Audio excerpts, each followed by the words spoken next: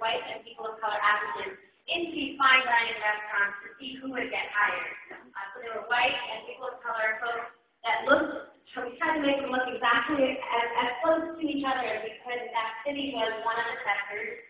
Sitting this tall, 6-foot African man was paired with a equally tall white man, and they had to spend time like mimicking each other and learning each other's personalities so that when they walked into the restaurant, there was absolutely no other factor that could emerge from why they were treated differently than their race. And of course, so many times, the white man would walk into the restaurant and be hired on the spot, and cities would be told over and over again, we're not hiring now, we're not hiring now.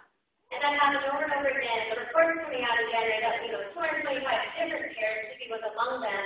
But we also just went out to restaurants and counted how many white people were in the front and how many people of color were in the back. Well, I tell you this because, Carlos, you'll read the report in January, but also because now we've gone national. Now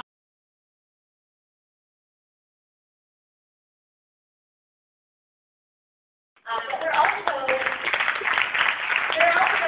of beginning to interact with the global restaurant workers movement, and that really has to be the solution to everything we're talking about. It has to be about developing international labor standards and developing international worker solidarity around the world. And that sounds so cliche and like old school,